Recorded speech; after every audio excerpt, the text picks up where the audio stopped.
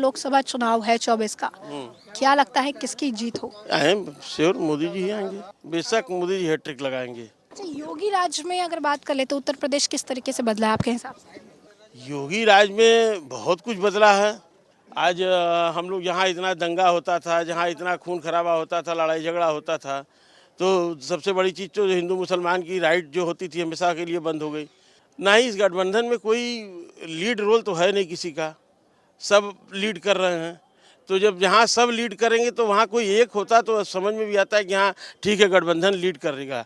लेकिन जब सब एक पैनल पर ही चल रहे हैं, सब केवल प्रधानमंत्री की कुर्सी ही सबको चाहिए, तो कितने लोग प्रधानमंत्री बनेंगे? नहीं, हर 2 महीने में 1 महीने में कहीं ना कहीं पूरे यूपी में हमेशा राइट होता रहता था, तो ये सब बंद हो चुका है। बनारस हॉट सीट है, एक तरफ विपक्ष एक तरफ मोदी जी, क्या लगता मोदी जी। है? कारण वो सब कुछ दिख रहा है। 10 सालों में बनारस हाँ, बहुत कुछ बदल गया है। क्या कुछ बदला है? अरे कॉरिडोर से लेके आपको सड़क से लेके धंधा से लेके हर कुछ तो बदला हुआ है। रोजगार का मुद्दा विपक्ष उठाती रही है, उस पर क्या कहें? उठाने दी, उनका काम है, उनके पहले है क्या बोलने के लिए। अरविंद केजरीवाल कह रहे हैं तानाशाही चल रही है, लोकतंत्र खत्म हो गया है, क्या करें? वो देखिए 400 पार होने के बाद देखिए कौन कौन कहाँ जाता है, पता लग जाएगा। आपका नाम जी? त्रिलोकी शुक्ला। तो बनारस में आप कब से हैं? बचपन से। तो काफी लंबा समय हो गया है। हाँ, हमारा पूरा जीवन ही बीता है। तो एक बात बताइए, जैसे बनारस जो है हॉट सीट बना हुआ है, एक तरफ मोदी जी है एक तरफ विपक्ष है, क्या लगता है?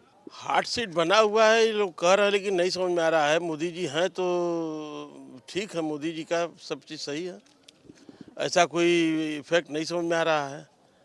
जैसे देश के प्रधानमंत्री हैं और यहाँ से सांसद हैं, तो एक सांसद के तौर पर 10 सालों में क्षेत्र का अगर आप विकास की अगर बात करें तो किस तरीके से क्षेत्र का विकास हुआ है या नहीं हुआ है? नहीं, देखिए, सबसे पहले तो आपने बोला देश के प्रधानमंत्री हैं, तो ये चुनाव है जो ये एक प्रधानमंत्री का चुनाव है। ये हमारे देश के एक प्रधानमंत्री का चुनाव है, न कि विधायक और सांसद। पर्टिकुलर अगर हम कहें तो विधायक और सांसद और सभासद का ग्राम पंचायत का चुनाव है। तो एक प्रधानमंत्री को चुनने के लिए थोड़ा सा तो समझ आदमी के पास होनी भी चाहिए। और जहाँ तक विकास का कार्य है तो वो तो हर जगह है, हर जगह दिखाई दे रहा है। और जब आँख पे पट्टी बनी हुई लोगों को, तो उसके लिए कोई क्या कर सकता है। जैसे लंबा समय आपको ही बनारस में हो गया है, तो आप अगर हम बात कर ले कि किस तरीके से बनारस समय के साथ बदला है या पीछे हुआ है, या आपको क्या डिफरेंस जो है पहले के बनारस में और 10 साल के नेतृत्व में बनारस में कुछ अलग लगा है, या फिर उसी तरीके से बनारस जैसा था वैसे चल रहा है? नहीं, बहुत कुछ बदला है बनारस में। बनारस में तो ये चीज़ बदल गया है कि आज लोग बनारस घूमने के लिए आ रहे हैं। पहले आते थे तो कुछ केवल गंगा स्नान के लिए आते थे और कुछ तीर्थ यात्री के नाम पर आते थे, लेकिन आज पर्यटक आते हैं गंगा स्नान करने के लिए, घूमने के लिए, और यहाँ कॉरिडोर देखने के लिए, यहाँ के घाट देखने के लिए। अब यात्री लोग जो टूरिस्ट होते हैं, मेन टूरिस्ट आते हैं अब। पहले तो कुछ गांव के लोग आते थे जो केवल गंगा स्नान करते थे, विश्वनाथ जी दर्शन करते थे और उसके बाद चले जाते थे। लेकिन आज की डेट में लोग आते हैं तो घूमते हैं, देखते हैं क्या है। और पहले से बहुत विकास हुआ है यहाँ पर। विकास के नाम पर क्या चाहिए, जो पहले से बहुत अधिक रोजगार हो गया है। कहाँ इसी 80 घाट पे इतना रोजगार कहाँ हुआ करता था। लेकिन आज की डेट में आप शाम को आ जाइए, देख लीजिए, कम से कम 2,500 से 3,000 जो है ठेले खोमचे वाले को रोजगार मिला हुआ है। क्यों टूरिस्टों के बल पर न मिला है? क्या उनको घाट से कोई कमाई थोड़ा ही हो रही है? भाई टूरिस्ट आ रहे हैं घाट पर, उनकी कमाई हो रही है, तो वो अपने बाल बच्चों को भी पाल रहे हैं, अपने भी 2 पैसा कमा रहे हैं, अपने जीवन को भी अच्छे सही ढंग से ला रहे हैं। विपक्ष की अगर हम बात कर लें तो वो कहती है कि मंदिर जो बनाया गया, चाहे राम मंदिर हो या काशी विश्वनाथ का कॉरिडोर ही बना दिया, सिर्फ वोट बैंक की राजनीति के लिए किया जाता है मंदिर बनाने का काम। नहीं, इसमें ये गलत बात है। वोट बैंक की राजनीति नहीं है। वोट बैंक की राजनीति तो है, लेकिन अगर आप धर्म के दृष्टि से देखेंगे तो हिंदू मुसलमान करेंगे तो वोट बैंक की राजनीति हो जाएगी।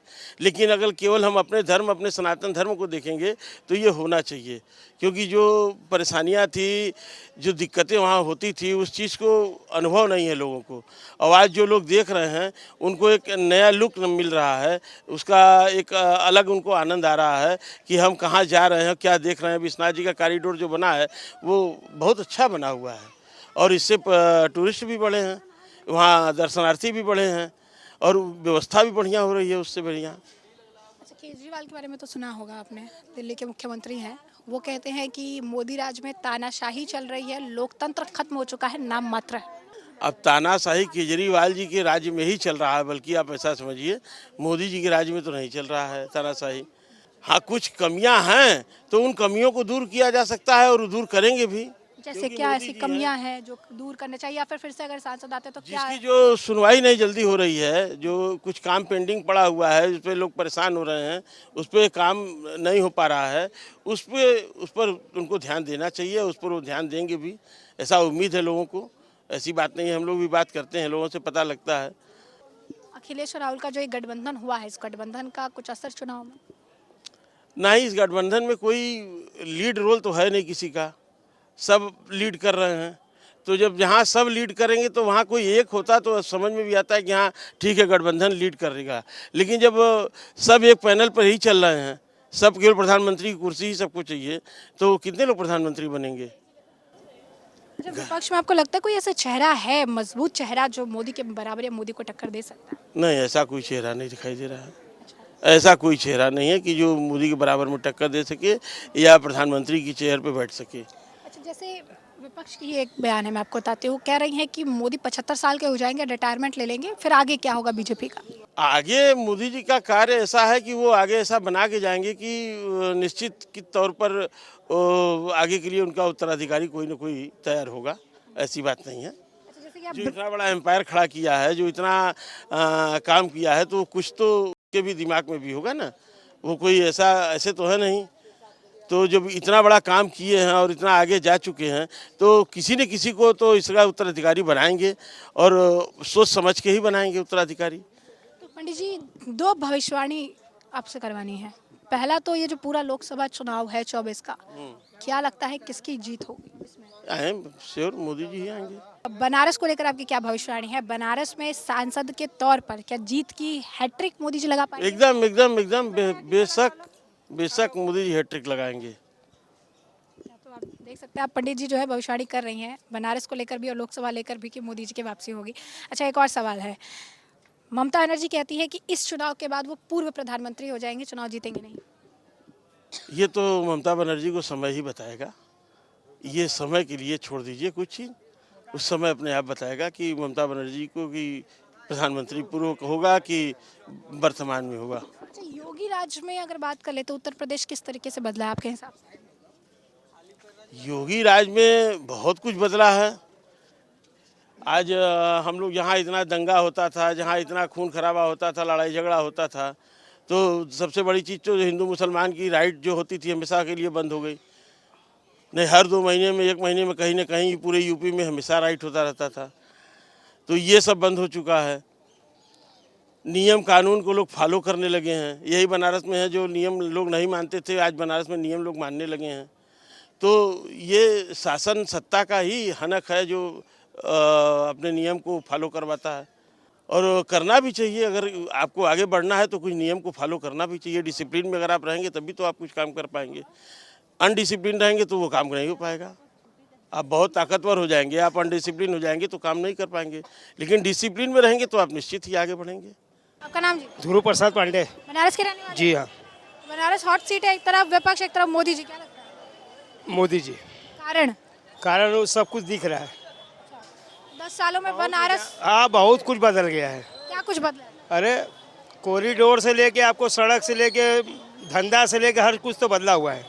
अच्छा, हाँ, विशेष धंधा पानी सब बदल गया है। 10 सालों में आपको लगता है कि जैसे एक देश के प्रधानमंत्री है तो सांसद के तौर पर क्षेत्र का उस हिसाब से विकास हुआ है? बहुत बढ़िया हुआ है। रोजगार का मुद्दा विपक्ष उठाती रही है, उस पर क्या कहें? उठाने दी, उनका काम है। उनके पहले है क्या बोलने के लिए? वो ना बोले तो समझ में आएगा कैसे विपक्ष और लड़ाई कैसे लड़ेगा।